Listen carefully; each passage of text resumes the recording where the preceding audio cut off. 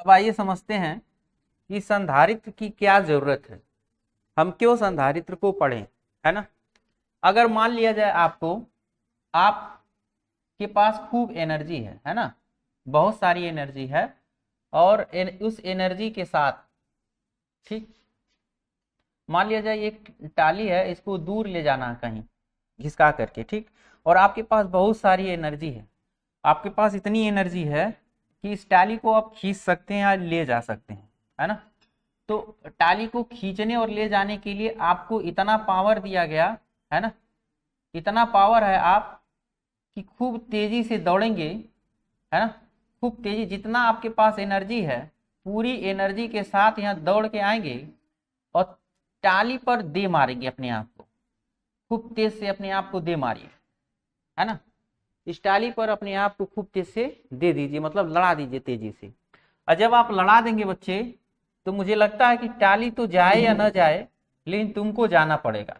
बात समझे, टाली जाए या ना जाए तुमको जाना पड़ेगा। दूसरी चीज, अगर मान लिया जाए, ये तो आपके ऊपर होगा अप्लाई, या ऐसा करें कि मान लिया जाए कोई टाली ही ना हो, मान लीजिए कोई वस्तु मूव कराना है ना। मेरे कहने का मतलब है उस वस्तु को हमें गति प्रदान करना, ऊर्जा प्रदान करना, है ना। हम लोग उस वस्तु को हम लोग गति प्रदान करना चाह रहे हैं या ऊर्जा प्रदान करना चाह रहे हैं, ठीक। जब आप ऊर्जा प्रदान करना चाहते हैं, जैसे मान लिया जाए कि एक ऑब्जेक्ट है और उस ऑब्जेक्ट को हमें ऊर्जा प्रदान करना है, ऊर्जा ऐसा प्रदान करना है कि ये प्रभावित न हो। अगर आप इस ऑब्जेक्ट को ऐसी ऊर्जा दीजिए ये बिना प्रभावित हुए काम कर जाए, बिना प्रभावित हुए। जैसे अभी आपने ये कहा कि जब आप टक्कर मारेंगे तो पक्का उससे प्रभावित हो जाएंगे।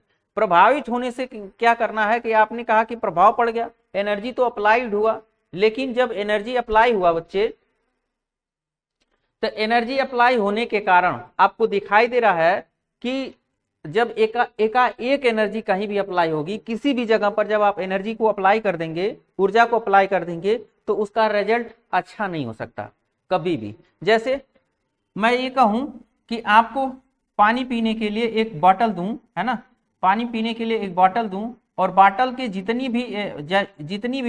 भी बॉटल में पानी है, और एकाएक मैं कहूं शुरू दीजिए, 1 सेकंड भी ना लगे खींच दीजिए, तो जितना तेज खींचेंगे जो आपके अंदर की ये नलिका है ना, वो उतना तेज प्रभावित होगी।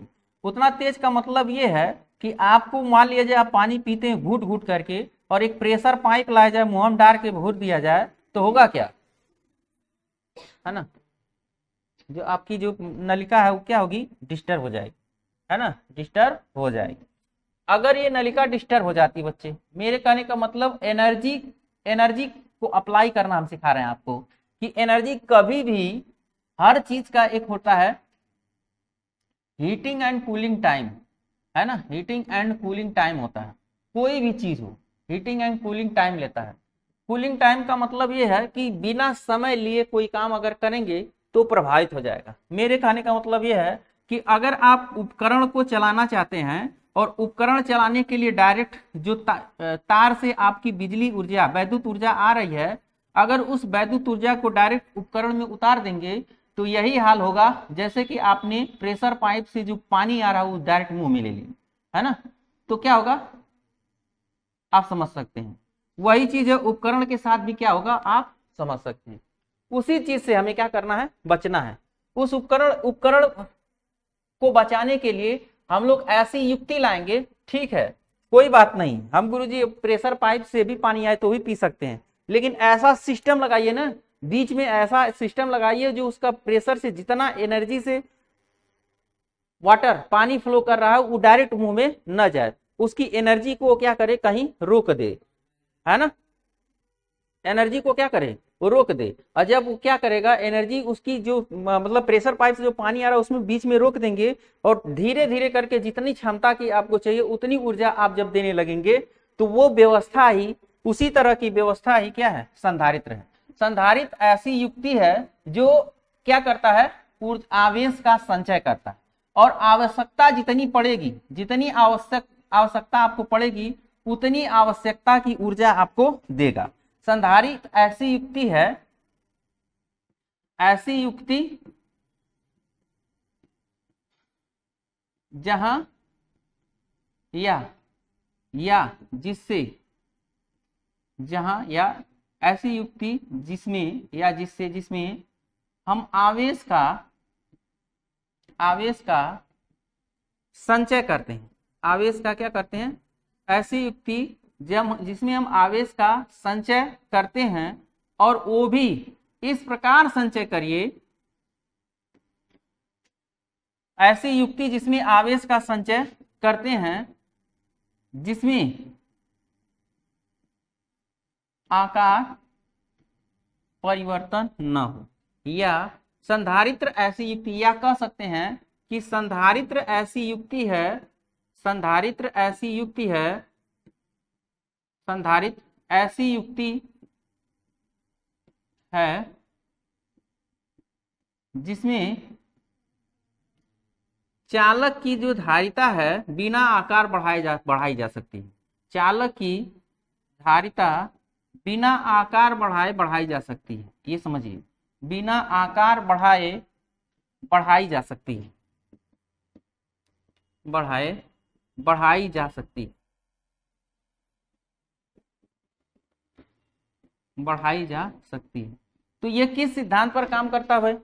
बिना आकार बढ़ाई जा सकती है। मैं ये कह रहा हूं कि अभी आपका मैंने जो एग्जाम्पल दिया वो एग्जाम्पल इसलिए नहीं, मैंने इसलिए एग्जाम्पल दिया कि हम धारिता क्या करें, किसी का बढ़ा दें, मैंने इसलिए एग्जाम्पल दिया। संधारित्र का भी वही काम है, जब एनर्जी वो क्या करेगा, उसका तो मेन रूप से ऐसी युक्ति है जो धारिता जो ग्रहण करने की क्षमता बढ़ा दे।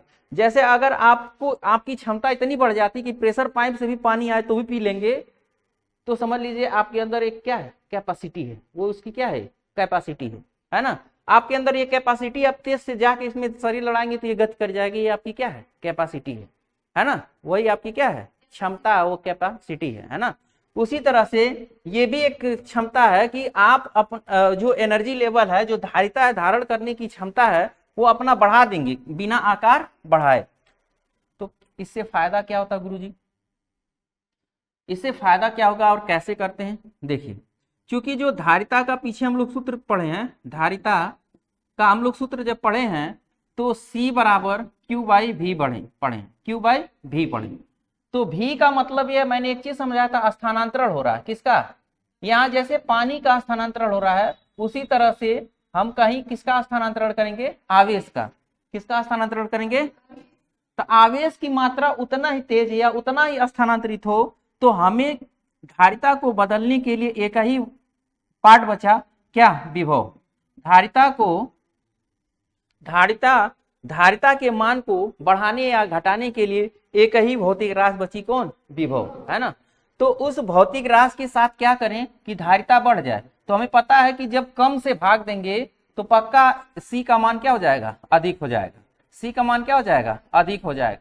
अर्थात अगर हम वोल्टेज, उस निकाय का वोल्टेज घटा दें, उस निकाय का, उस समुदाय का वोल्टेज या विभवांतर घटा दें, तो धारिता हमारी क्या हो जाएगी, बढ़ जाएगी। धारिता क्या हो जाएगी, बढ़ जाएगी। और यही संधारित्र कहता है, यही संधारित्र कहता है। तो कैसे करेंगे, इसका नियम समझिए संधारित्र का। इसके लिए हम लोग सबसे पहले एक हेडिंग,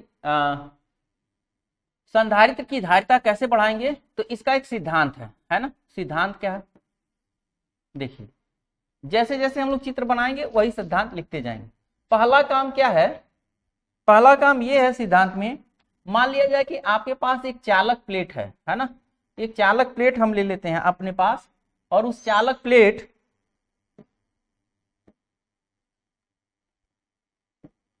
मान लीजिए हमारे पास एक चालक प्लेट है, ठीक। अब ये चालक प्लेट पर हम मान लेते हैं Q कूलम का आवेश दे देते हैं, है ना, प्लस Q कूलम का आवेश देते हैं। तो माना एक चालक प्लेट की सिद्धांत पर कार्य करता है। तो मान लेते हैं, माना एक चालक प्लेट जिस पर हम लोग क्या कर रहे हैं, Q कूलम का प्लस Q कूलम का आवेश दे देते हैं, प्लस Q कूलम का आवेश दे देते हैं। अब जब आप इसको प्लस Q कूलम का आवेश दे देते हैं, और जब इसको प्लस Q कूलम का आवेश दे देंगे, तो चालक पर दिया गया आवेश उसके संपूर्ण पृष्ठ पर क्या होता है, एक समान रूप से फैल जाता है। तो मान लेते हैं कि जो आवेश है ये q कूलाम का ग्रहण कर सकता है और इस पर संपूर्ण रूप से आवेश एक समान रूप से वितरित हो गया। बात समझिए। अब क्या करेंगे, अब दूसरा काम ये है कि इसके निकट, अब इसके निकट क्या करेंगे, दूसरा काम ये है कि इसके निकट, अगला काम ये है कि इसके निकट हम लोग क्या करेंगे,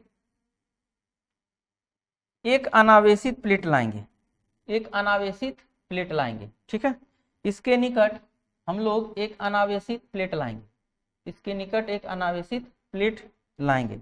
मान लेते हैं चालक प्लेट ए था और इस चालक प्लेट ए के निकट एक अनावेशित प्लेट बी लाते हैं। अब इसके वैद्युत क्षेत्र के भीतर, इसके वैद्युत क्षेत्र के भीतर या के भीतर एक अनावेशित प्लेट, अनावेशित प्लेट क्या लाते हैं, चालक प्लेट बी लाते हैं, चालक प्लेट बी को लेकर आते हैं। अब इसको लाने से क्या होगा, अनावेशित प्लेट चालक प्लेट बी लाने से अब ये इससे प्रभावित होगा। तो जो चालक है ना, चूंकि ये धनावेश है, इसे चारों तरफ वैद्युत बल रेखाएं निकलेंगी। अब इसके क्षेत्र में अचालक प्लेट है तो उसको अनुभव होगा, किसका, वैद्युत गुण का। तो जब इसके पास वैद्युत गुण का अनुभव होगा, धनावेशित वैद्युत गुण का अनुभव होगा, तो ये अब इसके सारे इलेक्ट्रॉन पृष्ठ पर आ जाएंगे। कहाँ जाएंगे, पृष्ठ पर। जो अचालक प्लेट है इसके बाद क्या होगा, इसके बाद देखिए क्या होगा, इसके बाद ये अगली घटना है, तीसरी घटना। अब इसके बाद ये होगा, पहली घटना, दूसरी घटना, आगे का प्रोसेस। अब इसके आगे देखिए ये घटना, इसके आगे क्या होता है कि जो चालक प्लेट बी है इस पे इलेक्ट्रॉन आ जाते हैं, इलेक्ट्रॉन को ऋण से प्रदर्शित करेंगे, सारे इलेक्ट्रॉन इसके पृष्ठ पर आ जाते हैं। और जब इसके पृष्ठ पर आ जाएंगे तो इसके प्रभाव से आएंगे, है ना। आने से क्या होगा, अब इसके पृष्ठ पर इलेक्ट्रॉन आने का अर्थ ये है कि एक चीज हम लोग यहाँ पर चेंज करेंगे। क्या चेंज करेंगे, सारा इलेक्ट्रॉन इस पर आने का अर्थ ये है कि जो ए प्लेट पर, फिर से बनाते हैं इसको, हम लोग जो ए प्लेट लिए हैं यहाँ पर, जो हमारा ए प्लेट है, एक ए प्लेट है और एक प्लेट बी है ना, एक प्लेट क्या है, बी है और एक प्लेट ए है। ए प्लेट को हम लोग जो जब आवेश, चूंकि क्यू जो होगा इस पर जो बी प्लेट बी है और एक प्लेट ए है, तो इसके सारे जो ही चालक प्लेट लेके आएंगे, है ना, तो इसके सारे धनावेश प्लेट बी की ओर चले जाएंगे, सारे धनावेश प्लेट बी की ओर चले जाएंगे। क्यों, क्योंकि चालक प्लेट के सारे इलेक्ट्रॉन इसके पृष्ठ पर आ जाते हैं, सारे इलेक्ट्रॉन कहाँ जाते हैं, उसके पृष्ठ पर आ जाते हैं। सारे इलेक्ट्रॉन इसके पृष्ठ पर आने से आपने प्लस क्यू कूलाम का आवेश दे रखा है, आ जाने से ये प्लेट क्या होगा, इस प्लेट पर देखिए, मान लिया जाए जब चालक प्लेट पर आपने आवेशित किया था तो इस पर विभव कुछ था, है ना, आपने बताया था कि क्यू कूलाम का आवेश देते हैं तो उस पर विभव भी वोल्टेज होता है ना, यहीं से धारिता आया था, क्यू समानुपाती भी। तो अब क्या होगा, अब इसके आगे अगली घटना ये घटेगी, जो चालक प्लेट ए है ना, चालक प्लेट ए, समझते हैं, चालक प्लेट ए के साथ क्या होगा और चालक प्लेट बी के साथ क्या होगा। अभी तक आपने देखा कि जब चालक प्लेट बी लाते हैं तो लाने के बाद तो ए के प्लेट ए के वैद्युत प्रभाव से, तो जैसे जैसे फिगर बनाएंगे लिखते जाएंगे, प्लेट ए के वैद्युत प्रभाव से, किससे, वैद्युत प्रभाव से प्लेट बी पर, कहां पर, प्लेट बी पर क्या आ जाते हैं, प्लेट बी पर इलेक्ट्रॉन आ जाते हैं या आवेश, प्लेट बी ऋणावेशित हो जाता है, प्लेट बी क्या हो जाता है, ऋणावेशित हो जाता है ना। जब ये प्लेट बी ऋणावेशित हो जाता है तो अगली हो जाता है, तब क्या करते हैं, अब इसके बाहरी पृष्ठ और आंतरिक पृष्ठ दोनों पर आवेश है, बाहरी पृष्ठ और आंतरिक पृष्ठ दोनों पर आवेश है। ये हमारा प्लेट ए है, ये हमारा प्लेट बी है, और जो प्लेट ए है उस पर धनावेश है, वो सारे इलेक्ट्रॉनों को खींचने के लिए सारे आवेश इधर आ गए। अब इसके जो बाह्य पृष्ठ को अर्थिंग कर देंगे, बाह्य पृष्ठ को जब आप अर्थिंग कर देंगे तो अर्थिंग का ये नियम है कि सारे, अगर वो धनावेश है तब वो पृथ्वी में उतर जाएगा, ऋणावेश है तभी भी पृथ्वी में उतर जाएगा भू संपर्कन कर देने से। तो इस दूसरे पृष्ठ का सारा इलेक्ट्रॉन उतर जाएगा कहाँ, पृथ्वी में, और इस पृष्ठ पर केवल इलेक्ट्रॉन बचेगा, अर्थात इधर धनावेश और इधर ऋणावेश। तो यहां पर देखेंगे कि आपने प्लस क्यू कूलम का आवेश दे रखा, तो यहां पर आपको क्या मिलेगा, यहां पर आप परिणामी विभव निकाय का अब परिणामी विभव कैलकुलेट करेंगे। तो पहले विभव आपने भी रखा था, कितना था, भी, है ना। जब आपने क्यू कूलम का आवेश दिया तो विभव भी था, लेकिन अब इसके प्रभाव से इस पर विभव V1 और इस पर विभव कितना हो जाता है, V2, है ना। मान लेते हैं क्यू कूलम का यहाँ लिख लेते हैं ऐसे, यहाँ पर विभव मान लेते हैं V1 और यहाँ पर जो विभव हो जाता है वो V2 हो जाता है। V2 जो है माइनस में है और बाय प्लेट पर कितना विभव क्या है, शून्य, ठीक, तो ऋणावेशित हो जाता है। अब प्लेट बी को क्या करते हैं, प्लेट जिस पर आवेश Q दे देते हैं, तब एक चीज है यहाँ पर हम लोग लिख लेते हैं, जब Q कूलम आवेश दे देते हैं तो हमारे यहाँ पर क्या होता है, जब आप यहाँ Q कूलम का आवेश दे देंगे बच्चे, तो यहाँ जो Q है, Q समानुपाती V से Q बराबर क्या मिलता है, CV, Q बराबर क्या मिलता है, CV मिलता है, अर्थात C बराबर Q बाई V मिलता है। लेकिन अब जब चालक प्लेट B लाते हैं तो वो ऋणावेशित हुआ, अब प्लेट B को भू संपर्कित कर देते हैं, भू संपर्कित कर देंगे, और जब प्लेट B को भू संपर्कित कर देंगे तो भू संपर्कित करने के बाद आपका जो विभव बनेगा, आवेश तो Q ही दे रहे हैं पहले भी, लेकिन अब टोटल विभव V1 माइनस V2 हो जाएगा। टोटल विभव कितना हो जाएगा, V1 माइनस V2। तो अब लेकिन आपको बताए थे पीछे, अभी इसी के पहले धारिता का प्रभाव जब मैंने बताया था तो आपको समझाया था किसी भी बर्तन की जो धारिता है ना, अगर आप मात्रा कितना भरते हैं उससे कोई मतलब नहीं है, तल कितना उठता नीचे जाता है उससे कोई मतलब नहीं है। तो धारिता जो होगी, जो धारिता है, विभव परिवर्तन और आवेश अगर कर भी देंगे तभी भी इस निकाय की धारिता C ही है। निकाय की धारिता कितनी है, C है, V1 माइनस V2।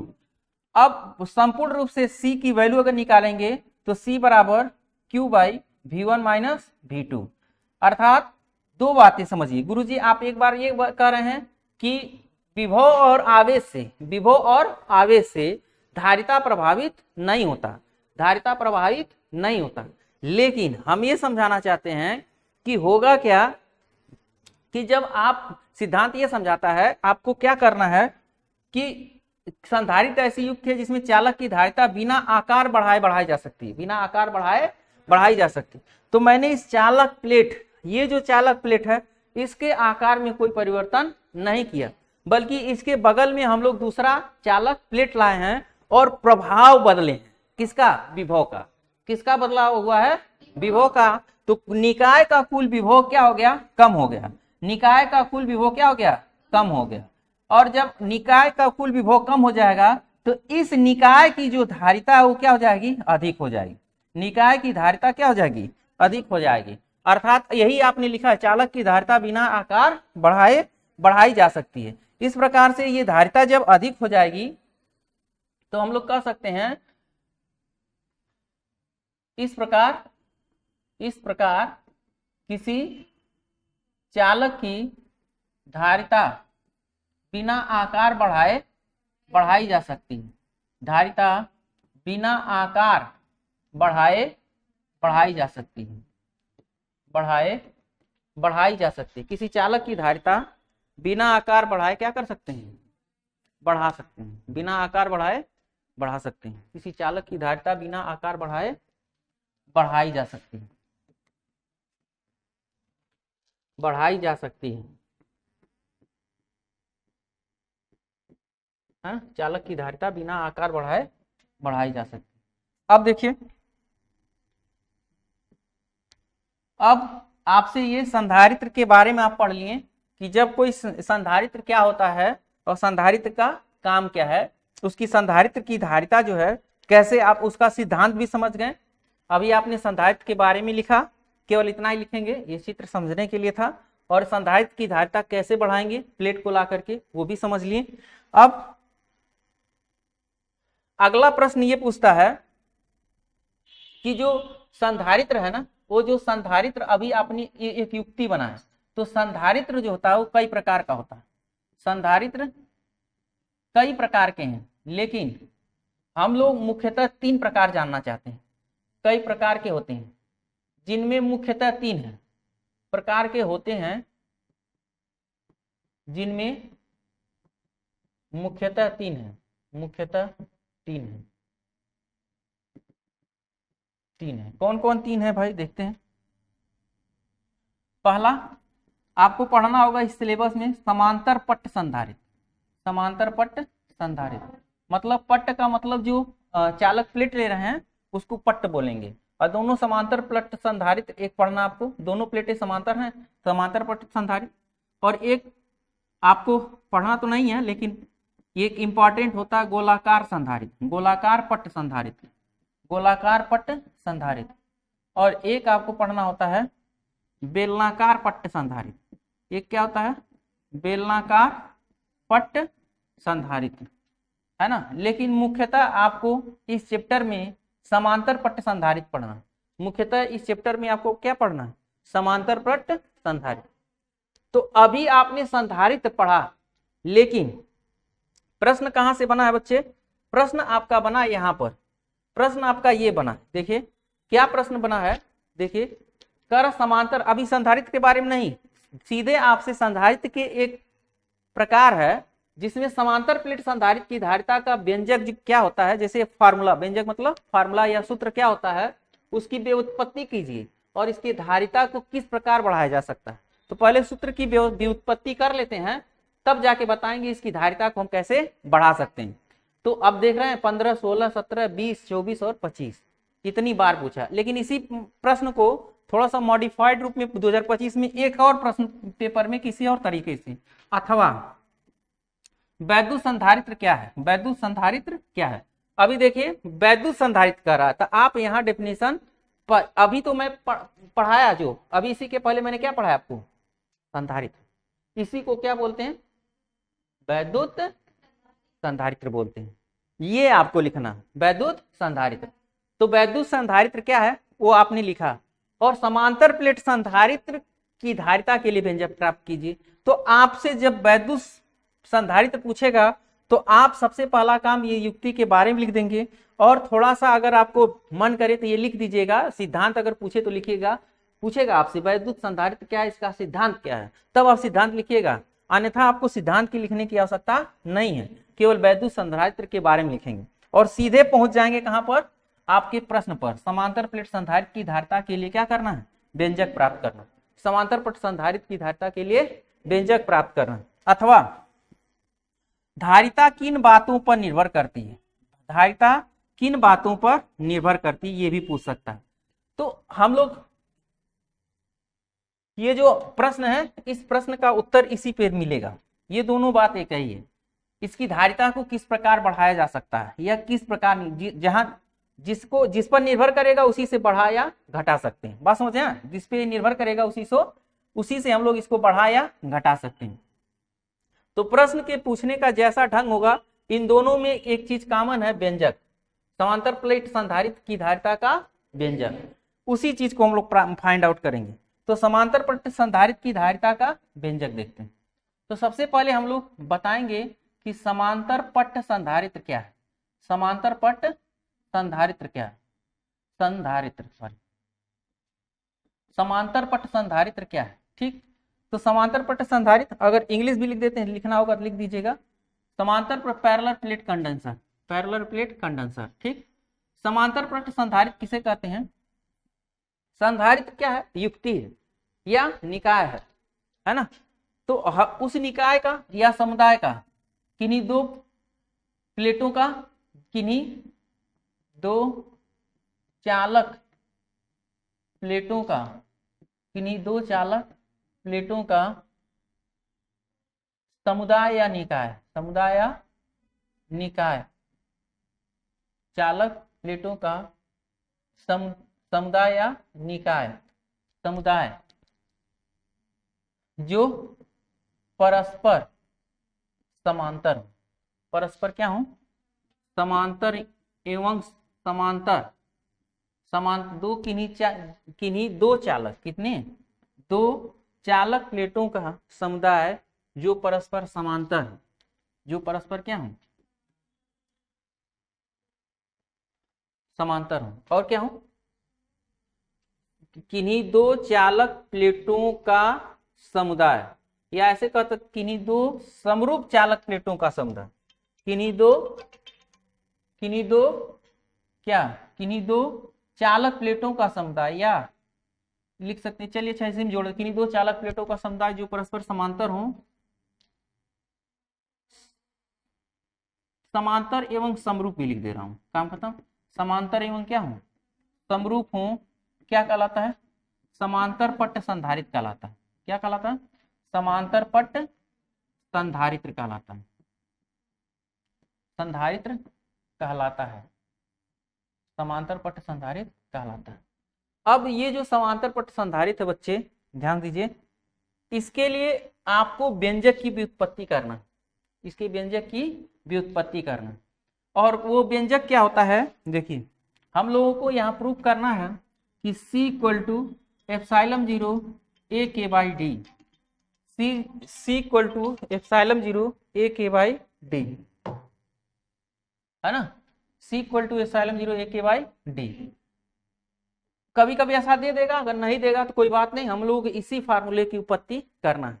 तो हम लोग इस फार्मूले को उत्पत्ति करने के लिए हम थोड़ा सा हम लोग सहयोग लेंगे, किसका सहयोग लेंगे बच्चे, ध्यान दीजिए, अभी आपको मैंने एक बात बताया है, C equal to Q by V1 minus V2, है ना, व्युत्पत्ति जो करना है इसी का हमें सहारा लेना, C equal to Q by V1 minus V2, कैसे लेंगे, इसको कहते हैं जो संधारित्र की धारिता होती है बच्चे, यहाँ संधारित्र की धारिता, इसको C को लिख सकते हैं, C जो होता है C को लिख सकते हैं, Q है जो है, इसमें दो प्लेटें होती हैं, एक मुख्य प्लेट होता है, एक कौन सा प्लेट होता है, मुख्य प्लेट, तो हम C को कह सकते हैं मुख्य प्लेट को दिया गया आवेश, Q को क्या Q क्या है, मुख्य प्लेट को दिया गया आवेश है, दिया गया आवेश, और नीचे ये प्लेटों के बीच विभवांतर है, प्लेटों के बीच क्या है, बीच विभवांतर है, समझ में आ रहा है, प्लेटों के बीच विभवांतर, वही चीज हम लोगों को यहां समझना है, जो प्लेटों के बीच विभवांतर बच्चे, वही हम लोग यहां पर निकालेंगे, समांतर पट्ट संधारित्र की धारिता, है ना। तो सबसे पहले मान लेते हैं कि एक समांतर पट्ट संधारित्र खींचते हैं, एक समांतर पट्ट संधारित्र हम लोग खींचते हैं, जिसमें प्लेटों का, ये देखिए ये ऐसा दिखाई दे रहा है ना, ये इस तरह से दिखाई दे रहा है, दरअसल ये ऐसा नहीं है, ये इस तरह से है, ये इस तरह से है ना, जैसे कि एक दो बुक लीजिए, ये इस तरह से है ना, ये दोनों प्लेट ऐसे हैं, है ना, ये दोनों प्लेट इस तरह से ऐसे हैं, लेकिन जब ऐसे बनाएंगे तो ये वाला भाग दिखाई देगा आपको, समझ आ रहा है, इसका मतलब ये वाली जो है इसके पास एरिया है, इसके बीच क्या है, एरिया है, मतलब ये प्लेट को अगर उल्टा करेंगे तो ये पूरा एरिया दिखाएगा, समझ आ रही बात, तो ये इसका वास्तविक रूप है। लेकिन जब हम इसके बीच देखना चाहेंगे, वैद्युत क्षेत्र की दिशा या कुछ भी दिखाना चाहेंगे, तो उन प्लेटों को ऐसे बनाएंगे तो बीच का दिखाई नहीं देगा, इसलिए हम लोग ऐसे बनाते हैं। जब ऐसे बनाएंगे यहाँ पर, तो देखिए यहाँ पर दो प्लेटें हम लोग ले लेंगे, मान लेते हैं दो समांतर प्लेट यहाँ ले लेते हैं, अब एक समांतर पट्ट संधारित्र ले लेते हैं, तो मानेंगे, पहले माना चित्र में एक समांतर पट्ट संधारित्र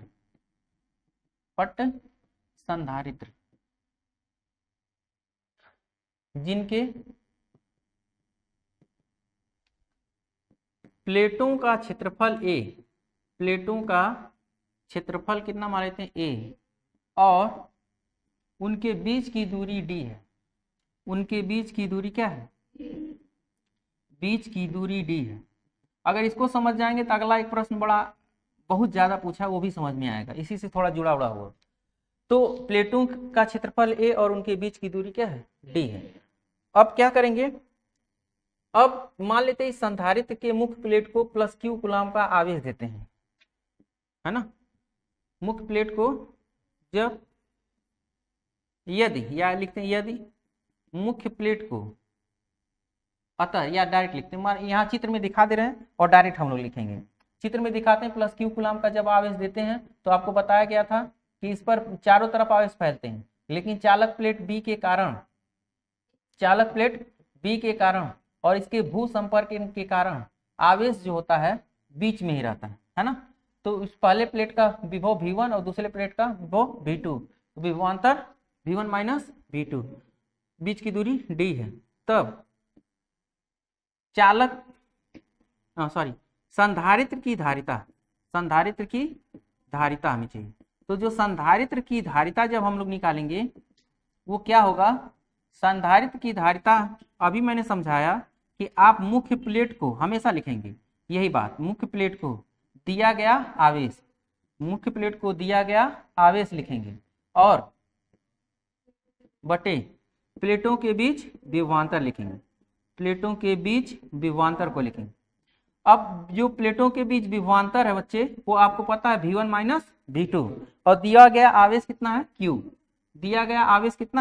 Q, और विभवांतर कितना है V1 माइनस V2। लेकिन अभी ये फार्मूला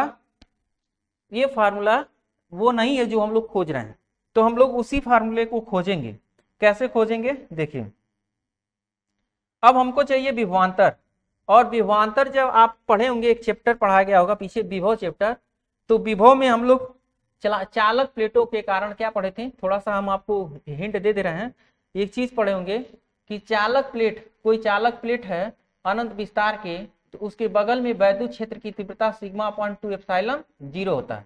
अगर इस पे धनावेश है तो प्लस में होगा, ऋणावेश है तो माइनस में होगा, है ना।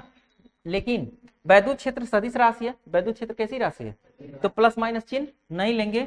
और अब आपने क्या किया, वहां एक चीज और आपको हेडिंग पढ़ाया गया होगा, जब प्लेटों के आवेशों के 2 प्लेट ले लेते हैं तो इसके बगल में, है ना, यहाँ पर और यहाँ पर, है ना, वैद्युत क्षेत्र। अब देखिए वैद्युत क्षेत्र अगर एक ऋण प्लेट एक धन प्लेट है तो प्लस के कारण जहाँ वैद्युत क्षेत्र यूनिट पॉजिटिव चार्ज लेते हैं और प्लस माइनस के नाते आकर्षण, ये बराबर और विपरीत होते हैं। अर्थात प्लेटों के निकाय के बाहर जब वैद्युत क्षेत्र देखने जाएंगे तो शून्य हो जाता है, प्लेटों के बाहर वैद्युत क्षेत्र का निकाय शून्य हो जाता है। और यहाँ पर अगर देखेंगे तो प्लस, अगर एकांक यूनिट पॉजिटिव चार्ज ले लें तो प्लस के नाते प्रतिकर्षण और प्लस माइनस के नाते आकर्षण, तो कुल वैद्युत क्षेत्र E बराबर पहले के कारण और दूसरे प्लेटों के कारण आप विद्युत क्षेत्र की तीव्रताओं को जोड़ देंगे, sigma upon 2 epsilon not plus sigma upon 2 epsilon not. तो आज के बाद याद रखिएगा, जब विपरीत आवेशों प्लेटों का निकाय होगा तो आधा आधा जोड़ देंगे तो 1 हो जाएगा, सिग्मा अपॉन एप्सिलॉन नॉट। तो प्लेटों के बीच, और वैसे भी चूंकि हम लोग एक धन प्लेट रखेंगे ऋण प्लेट, तो जितनी भी वैद्युत बल रेखाएं धन प्लेट से निकलेंगी तुरंत कहाँ चली जाएंगी, ऋण प्लेट पे चली जाएंगी। कोई भी विद्युत बल रेखाएं जब समान है, समान आवेश पृष्ठ घनत्व है, तो सारी वैद्युत रेखाएं धन से निकल करके ऋण पर चली जाएंगी। जब इधर उधर जाएंगी ही नहीं तो बाहर वैद्युत क्षेत्र कितना होगा, शून्य होगा, है ना। ऐसे भी कर सकते हैं। अब आइए, आपका जो संधारित्र है वो भी क्या है, विपरीत आवेशित प्लेटों का एक निकाय है, विपरीत आवेशित प्लेटों का एक क्या है, निकाय है। इसलिए यहाँ पर भी क्या होगा, वैद्युत क्षेत्र कितना होगा, सिग्मा अपॉन एप्सिलॉन नॉट। यदि प्लेटों का आवेश पृष्ठ घनत्व क्या हो, प्लेटों का आवेश पृष्ठ घनत्व कितना हो, सिग्मा हो, और आपको गॉस थ्योरम में आवेश पृष्ठ घनत्व सिग्मा बराबर बताया गया होगा आवेश बटे क्षेत्रफल, तब हम लोग जानते हैं वैद्युत क्षेत्र की तीव्रता सिग्मा की जगह पर क्या लिखेंगे, Q बाय एप्सिलॉन नॉट। समझ गए, तब वैद्युत क्षेत्र की तीव्रता E equal to Q by epsilon naught. ये आपका विषय नहीं है, लेकिन मैंने यहाँ इसका विषय नहीं है, लेकिन मैंने यहाँ समझाने के लिए यहाँ पर बताया ताकि ये कंफ्यूजन आपको न हो। E equal to Q by epsilon 0A। अब E की वैल्यू जब आप लिख लेंगे E equal to Q by epsilon 0A, तो आपको फिर बताया गया होगा, क्या बताया गया होगा, विभव प्रवणता जो होता है, विभव प्रवणता विभवांतर किसे कहते हैं, विभवांतर बटे दूरी परिवर्तन, और जो क्या होता है वैद्युत क्षेत्र की तीव्रता के क्या होता है, बराबर होता है। विभवांतर बटे दूरी वैद्युत क्षेत्र की तीव्रता के क्या होता है, बराबर होता है। विभवांतर हमारा यहाँ पर क्या है, V1 माइनस V2 है। विभवांतर कितना है, V1 माइनस V2 है, और इनके बीच की दूरी कितनी है, D है। बीच की दूरी कितनी है, D है। तो E की वैल्यू 1 हो गया। अब यहाँ देखिए विभवांतर बटे दूरी इस रूप में लेनी, तो आगे चल करके जब भी कभी कोई फार्मूला हम प्रूव करेंगे तो विभवांतर की वैल्यू वैद्युत क्षेत्र की तीव्रता, वैद्युत क्षेत्र की तीव्रता V1 माइनस V2 की वैल्यू वैद्युत क्षेत्र की तीव्रता और दूरी के गुणनफल के बराबर लेंगे। अब हम भरेंगे, अब प्लेटों के बीच कई अंशतः माध्यम, यही कॉन्सेप्ट होता है। अगर ये कॉन्सेप्ट आपका क्लियर है तो प्लेटों के बीच एक माध्यम हो, दो माध्यम हो या एक से अधिक माध्यम हो, तो इसी कॉन्सेप्ट से सारा कैलकुलेशन कर लेते हैं। अभी आगे जब प्रूफ करूंगा तो मैं समझाऊंगा, ठीक। अब आइए समझते हैं। अब हम लोग यहाँ क्या करेंगे, ई की वैल्यू लिख लिए Q/A।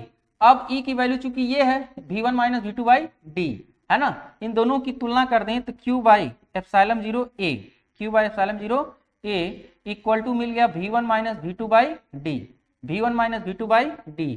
इन दोनों की तुलना कर दें तो यही मिलेगा, क्यों, या इस ई की जगह पर ये वैल्यू रख दें तो आपको V1 माइनस V2 इधर कर दें तो Q/V1 माइनस V2 ε0A यहाँ पर आ जाएगा, I into D, ε0A into D है ना, ε0A/D। और अभी आपका फॉर्मूला C का क्या था, Q/V1 माइनस V2। C का फॉर्मूला क्या है, Q/V1 माइनस V2।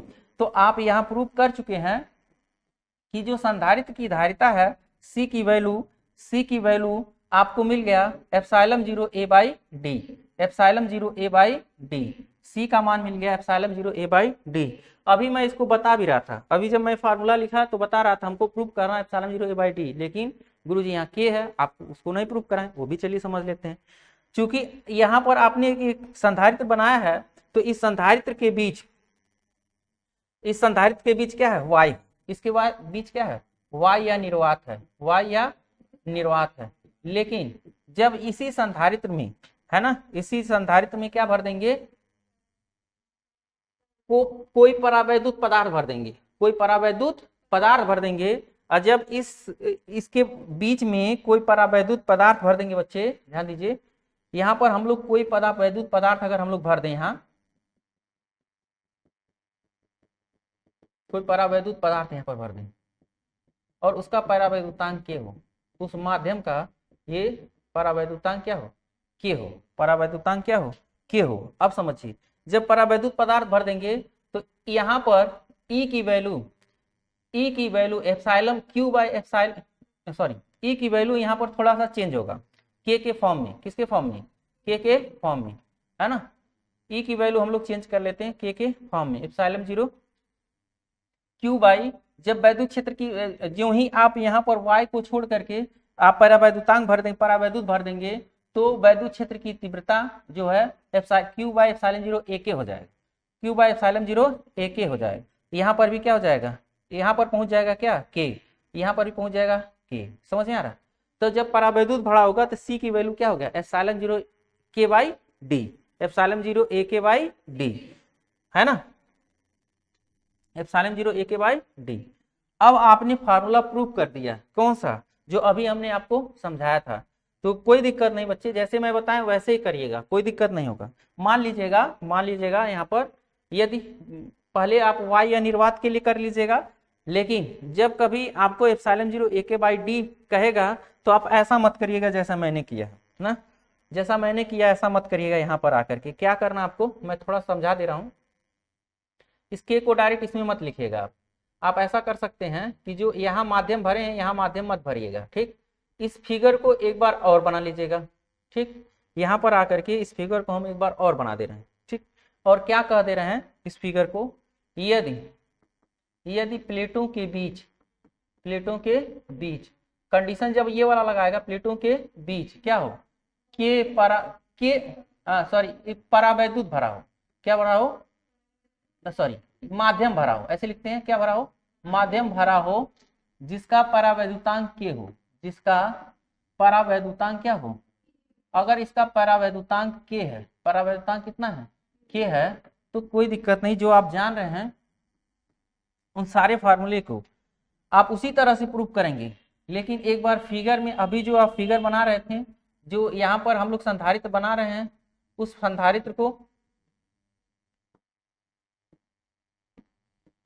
यहाँ पर इस संधारित्र को बना करके जो आपने कहा कि इसको प्लस क्यू कूलम का आवेश देंगे, प्लस क्यू कूलम का आवेश देंगे, तो ये जो आवेश है प्लेट ए पर इस तरह से वितरित होगा, होता तो दोनों तरफ है, लेकिन यहाँ पर जो आवेश आ जाएगा दूसरे प्लेट पर पूरे पर आएगा, लेकिन भू संपर्कन के नाते दूसरे पृष्ठ पर कोई आवेश नहीं रह जाएगा, सारे आवेश उधर उतर जाएंगे। ठीक, तो अब क्या होगा कि यहाँ बेल्टों के बीच की दूरी डी है। अब इसके बीच आपको कोई माध्यम भरना है तो कोई बात नहीं, आप माध्यम भर सकते हैं। मान लिया जाए हम लोग इसके बीच कोई माध्यम भर देते हैं, ये जो प्लेट है इसके बीच कोई माध्यम हम लोग भर देते हैं यहाँ से, है ना। एक मिनट,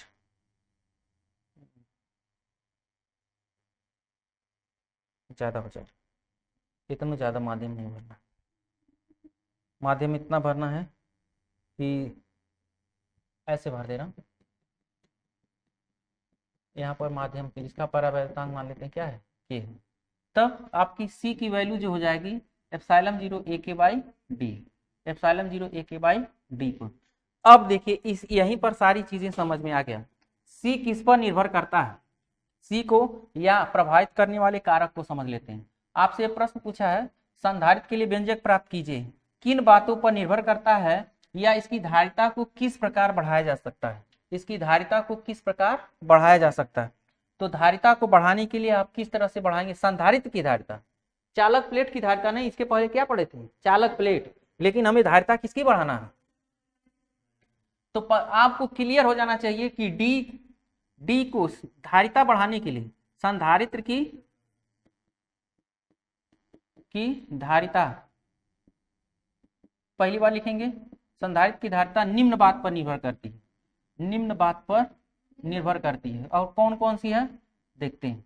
पहला जो सूत्र में दिखाई दे रहा है, पहला प्लेटों के क्षेत्रफल पर, प्लेटों के अनुप्रस्थ क्षेत्रफल पर, अनुप्रस्थ क्षेत्रफल ए पर, है ना, अर्थात सी समानुपाती होता है ए के। दूसरा प्लेटों के बीच माध्यम पर, प्लेटों के बीच माध्यम के परावैद्युतांक के पर, माध्यम के परावैद्युतांक, परावैद्युतांक क्या के पर कैसा निर्भर करता है, सी समानुपाती ए। और तीसरी बात प्लेटों के बीच, प्लेटों के बीच की दूरी पर, प्लेटों की बीच की दूरी पर, और ये कैसा निर्भर करता है, व्युत्क्रमणपाती डी, व्युत्क्रमणपाती डी। तो बढ़ाना है, क्या करना है, संधारित्र की धारिता बढ़ाना है। तो संधारित्र की धारिता बढ़ाने के लिए क्या करना है, बढ़ाने के लिए क्या करना पड़ेगा, हम लोग या तो ए को बढ़ाएं या तो के को बढ़ाएं, के की वैल्यू बढ़ाएं, के की वैल्यू बढ़ाएं, या तो डी को घटाएं, डी को, या तीनों एक साथ कर दें, तीनों एक साथ कर, अलग अलग करेंगे तभी प्लेटों का क्षेत्रफल बना दीजिए, बढ़ा दीजिए, दूरी वही रहे तभी कोई दिक्कत नहीं, परावैद्युतांक की वैल्यू बढ़ा दीजिए तभी बढ़ जाएगा, लेकिन डी को घटा दीजिए तभी बढ़ जाएगा, तीनों एक साथ कर दीजिए तभी भी बढ़ जाए। तीनों एक साथ का मतलब दो ठो बढ़ा के एक ठो घटा दीजिए तभी भी बढ़ जाए संधारित्र की धारिता। समझ आए बात। तो ये प्रश्न जो था वो आपका ये भी कंप्लीट हो गया। अगला प्रश्न आपसे क्या करेगा देखिए, समझते हैं। संधारित्र भी आपने समझ लिया, संधारित्र कितने प्रकार के होते हैं वो भी समझ लिया आपने। अब आपको थोड़ा सा बदलेगा, सारी बात वही रहेगी, थोड़ा सा बदलाव इसमें आने वाला है। क्या कह रहा है कि समांतर प्लेट संधारित्र के लिए सूत्र का निगमन किए, समांतर प्लेट के संधारित्र की धारिता सूत्र का निगमन किए, पीछे कर लिए हैं, लेकिन शर्त है इसकी, जब इसके प्लेटों के बीच आंशिक रूप से परावैद्युत भरा। अब जो है एक शर्त दूसरी है, बदल गई, अब आंशिक रूप से परावैद्युत भरेगा। बात तो वही थी, सिस्टम वही चलेगा, लेकिन थोड़ा सा परिवर्तन होगा। अथवा इस प्रश्न को 2023 में, देखिए 25 में पूछा, 2023 में आंशिक रूप से परावैद्युत भरे समांतर प्लेट संधारित्र की धारिता के लिए सूत्र स्थापित कीजिए। कोई दिक्कत नहीं, सारा सिस्टम वही चलेगा बच्चे, जैसे आपने किया। सबसे पहला काम यहाँ क्या करें, संधारित्र बनाएंगे। क्या करेंगे बोलिए भाई, सबसे पहला काम यहाँ क्या करें, संधारित्र क्या होता है, संधारित्र क्या होता है? विपरीत आवेशित प्लेटों का एक निकाय होता है, विपरीत आवेशित प्लेटों के निकाय होता है। मान लेते हैं इसके प्लेटों का क्षेत्रफल ए, क्षेत्रफल अनुप्रस्थ क्षेत्रफल, कौन सा क्षेत्रफल? अनुप्रस्थ क्षेत्रफल किसे कहते हैं? यहाँ पर कटा हुआ भाग नहीं, जहां से आप क्रिया देखते हैं। जैसे मेरे कहने का मतलब ये है कि अगर इस पर आवेश फैलेगा यही वैद्युत बल रेखाएं निकलेंगी, है ना। अनुप्रस्थ क्षेत्रफल, जैसे कोई पाइप है उसको काट दीजिए तो जहां से पानी फेंकेगा वो अनुप्रस्थ क्षेत्रफल है। अगर आप यहाँ से देख रहे हैं, चूंकि ऐसा नहीं है, इस तरह से प्लेट है तो यहीं पर वैद्युत बल रेखाएं निकलेंगी, तो ये अनुप्रस्थ क्षेत्रफल इसके इस वाले भाग को बता रहा है, समझे? तो ये हो गया। अब इसमें एक कंडीशन है, कौन सी कंडीशन है? कि आपको ऐसा नहीं करना, करना ये है कि इसके बीच एक माध्यम भर देना, इसके बीच एक तो क्या करना है? माध्यम भर देना, ठीक है। और उसका परावर्तनांक कह रहा की है, तो मान लेते हैं इसके बीच हम लोग टी मोटाई का माध्यम भर लेते हैं, और इनके बीच की दूरी डी थी, इनके बीच की दूरी टोटल क्या थी? डी थी, और टी मोटाई का इसके बीच क्या करते थे? माध्यम भर देते हैं, ठीक। अब कोई दिक्कत नहीं, इतना भरा हुआ था, हमारा आगे का काम क्या है पहले समझा देते। तो पहले लिखेंगे, माना एक समांतर पट्ट संधारित्र, समांतर पट्ट संधारित्र क्या है? समांतर पट्ट संधारित्र की के प्लेटों का क्षेत्रफल, प्लेटों का क्षेत्रफल कितना? ए, तथा उनके बीच की दूरी, उनके बीच की दूरी क्या है? डी है। अब जिसके बीच क्या हुआ है? टी मोटाई का कितना? टी मोटाई का आंशिक रूप से, कैसे? आंशिक रूप से एक परावैद्युत भरा है, एक परावैद्युत भरा है, परावैद्युत भरा है।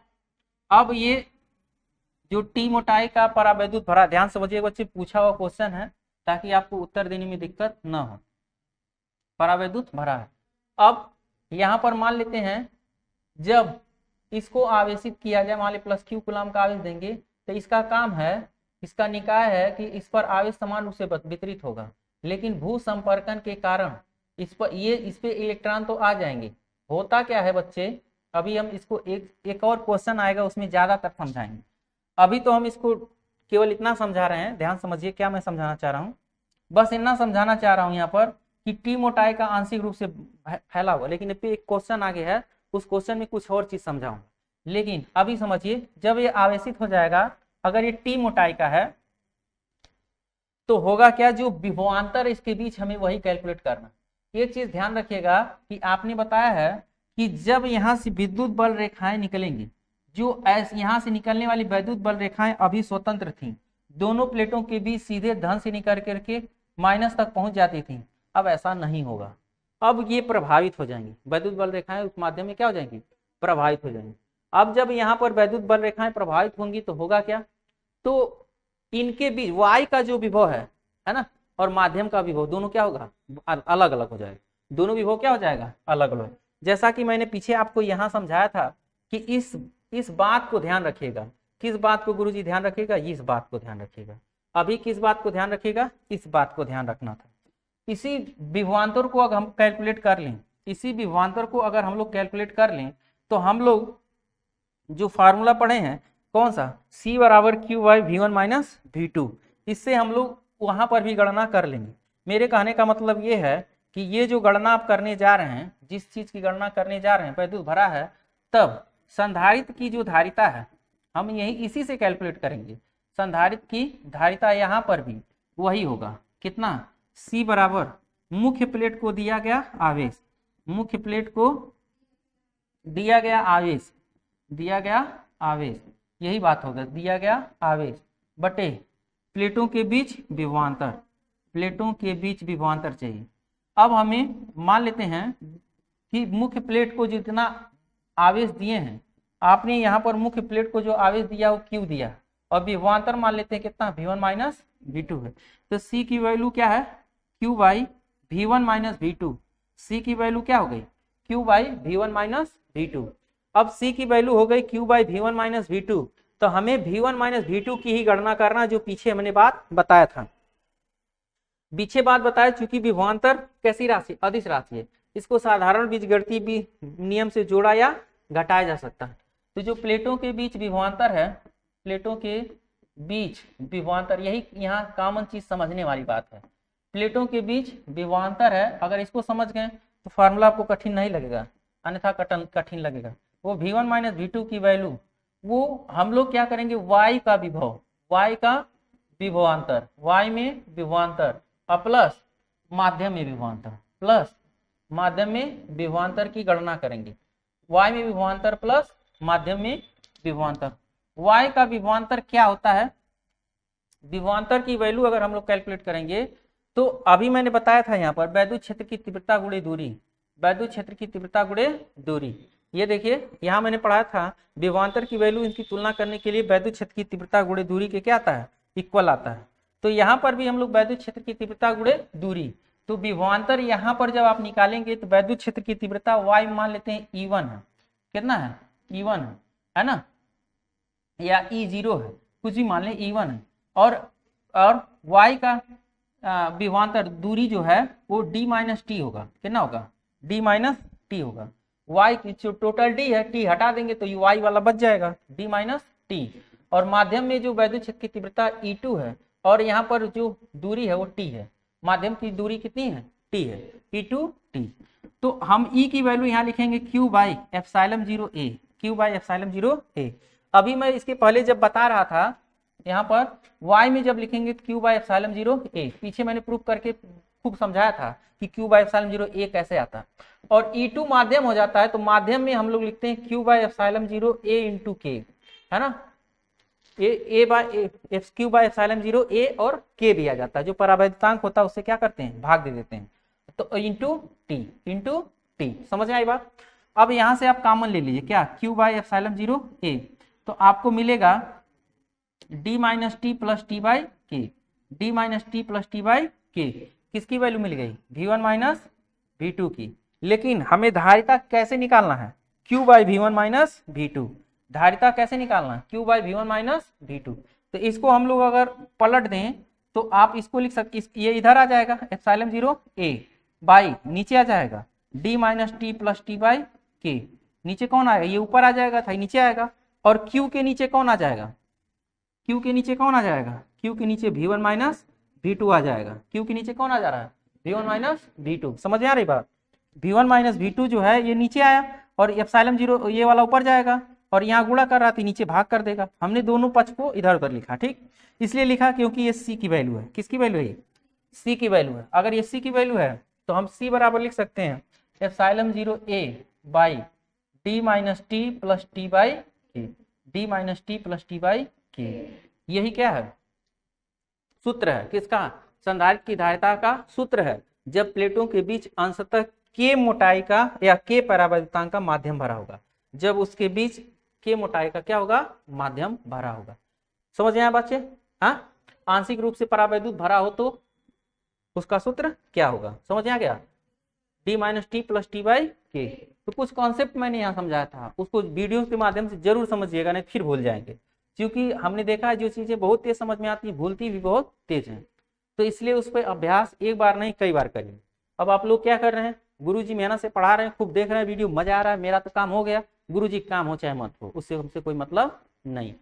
बच्चे अगर हमें आपके लिए कुछ कर रहे हैं तो आप भी कुछ कर सकते हैं। बच्चे पीछे आपने एक दो वीडियो पर बड़ा अच्छा प्रयास किया था, उस पर यू गया, वॉच टाइम गया, सब अच्छा लगा, लेकिन आपके लिए अगर हम इतना कर रहे हैं तो बार बार कर रहे हैं। बच्चे वीडियोस को लाइक करिए, सब्सक्राइब करिए, शेयर करिए, ग्रुप में नहीं जुड़े हैं ग्रुप में जुड़िए, मेरा नंबर ले लीजिए, मैसेज कर दीजिए, मैसेज पर हम आपको सारा वीडियोज या पीडीएफ होगा आपको पर्सनल भेज देंगे, अगर इतना दिक्कत है तो। बात समझे, लेकिन जरूर जुड़िए और वीडियो जरूर प्ले करिए, जरूर उसको देखिए। बात समझे।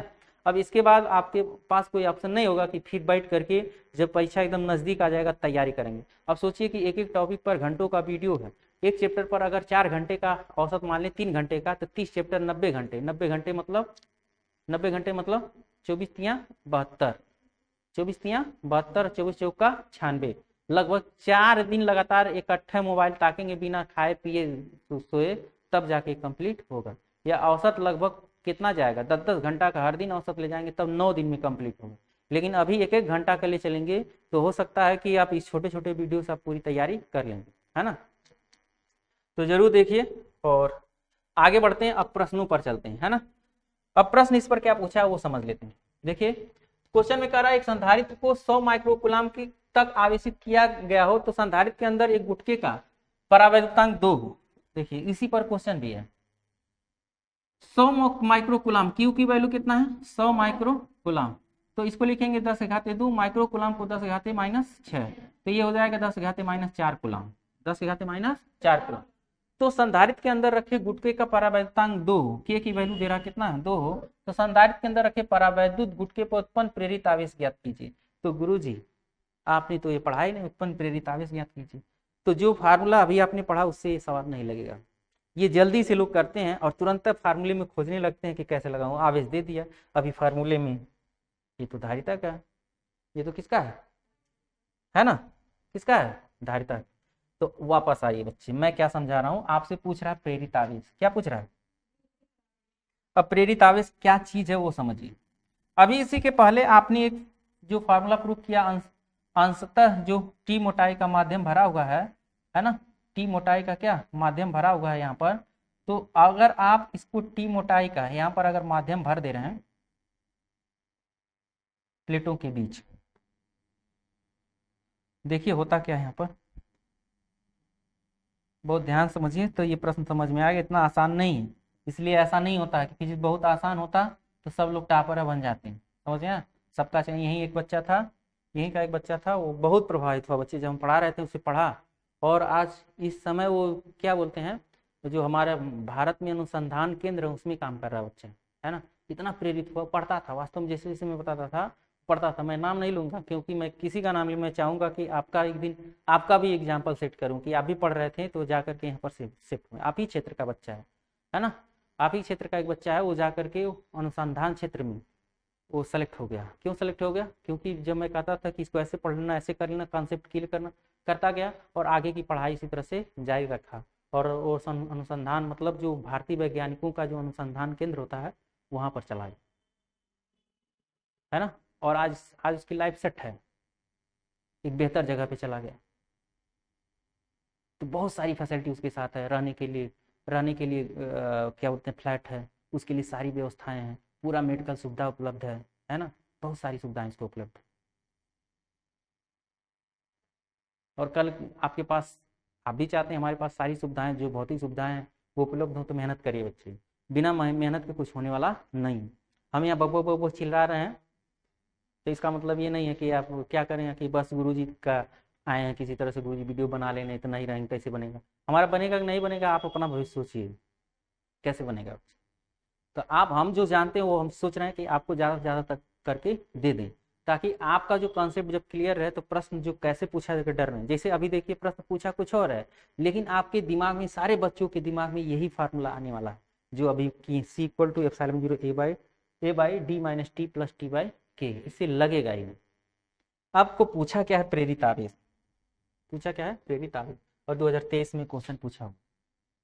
अब प्रेरित आवेश क्या समझिए, प्रभाव से एक आवेश उत्पन्न होता है। कौन सा प्रभाव, जब यहाँ पर ये नहीं था, कौन नहीं था बच्चे, ये नहीं थी, इसको कह रहे हैं, मैं इसको कहना चाह रहा हूँ, जब यहाँ पर ये नहीं था, इसको मैं बाहर निकाल रहा हूँ, इसको मैं बाहर निकालना चाह रहा हूँ,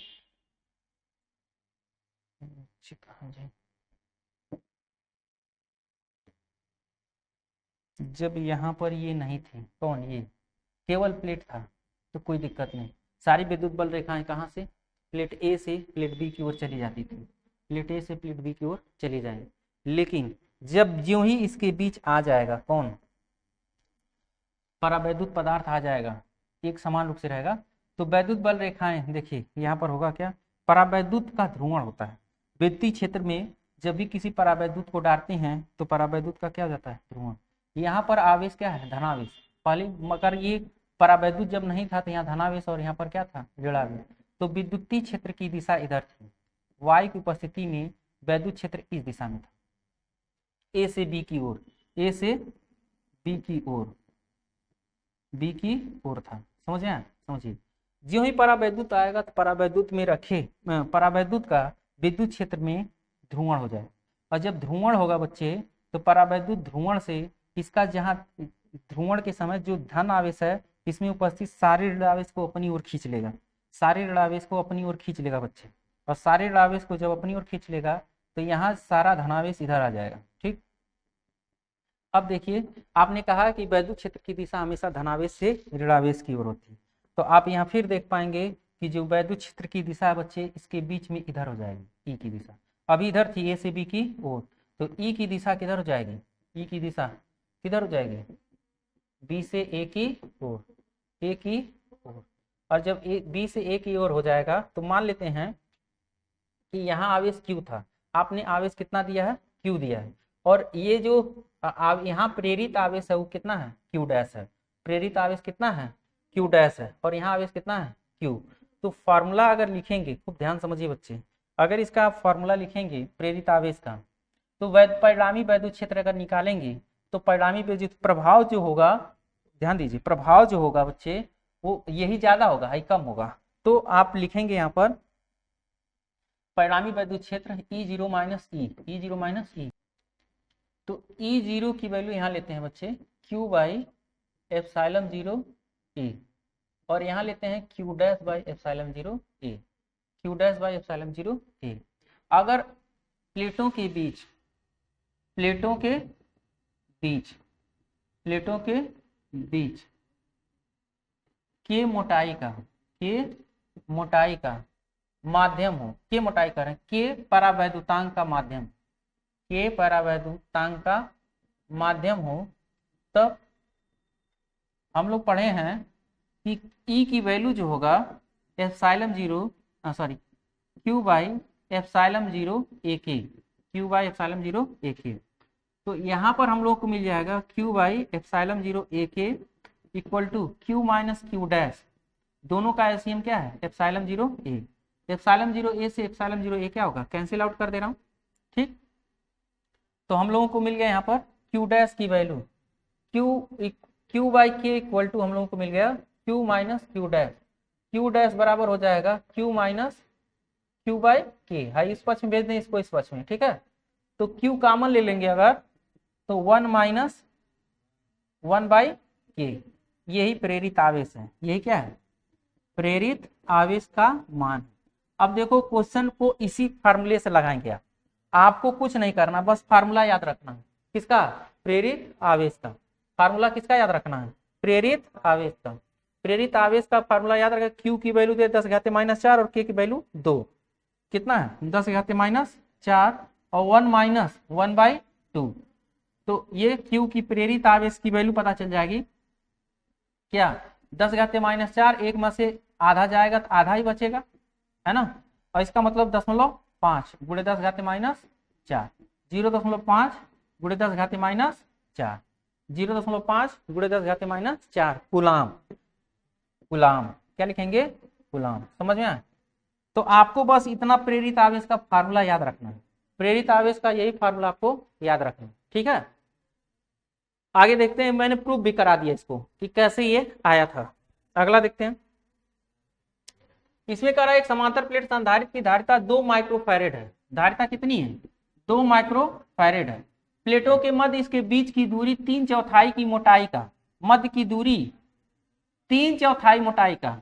तो डी अगर हो, दूरी डी हो, तो टी की वैल्यू टी की मोटाई की वैल्यू, जो टी की वैल्यू है 3/4, आप 3/4 किसका, डी का, उसका परावैद्युतांक कितना है, के है ना। रखिए, तब संधारित्र की धारिता 4 माइक्रोफैरेड हो जाती है। पहले कितना था, 2 माइक्रोफैरेड। और जब इसको कर देते हैं, जब डी है तो ये है ना, और जब इसमें हम लोग भर देते हैं क्या, टी की वैल्यू, टी मोटाई कितना 3/4 इंटू डी, और परावैद्युतांक क्या है, के का भर देते हैं, तब धारिता कितनी हो जाती है, 4 माइक्रोफैरेड। कितना हो जाता है, तो के का मान ज्ञात करना, के का। तो इस अवस्था में जब कुछ नहीं भरा है तो आपने पढ़ा है सी की value epsilon 0 a/d, epsilon 0 a/d। और जब टी मोटाई का भरा है तो एप्सिलॉन 0 a, है ना, एप्सिलॉन 0 a इंटू, अभी पढ़ा आपने, देखिए D minus T plus T by K, D minus T plus T by K, D minus T plus T by K पढ़ा है ना। अब अगर हम लोग भाग, पहले ये है दूसरा ये है, ठीक। अगर हम लोग भाग दे दें या ऐसे सोचें, एप्सिलॉन 0 यहाँ टी की वैल्यू रख दे रहा हूं, अभी टी की वैल्यू रख दूं तो एप्सिलॉन 0 ए बटे डी माइनस टी की वैल्यू कितना है 3d बाई 4, 3d बाई 4, के की वैल्यू कुछ दिया है, के का मान ही निकालना है, के का मान निकालना है, ठीक है। तो गणना हम आसान करना चाहते हैं तो भाग दे रहा हूं, C1 बटे C2 की वैल्यू अगर हम भाग दे देंगे तो यहां पर epsilon 0 A by D into high ऊपर चला जाएगा, D minus T plus T by के ऊपर चला जाएगा, और भाग देने कौन आएगा एप्सिलॉन 0 ए, है ना।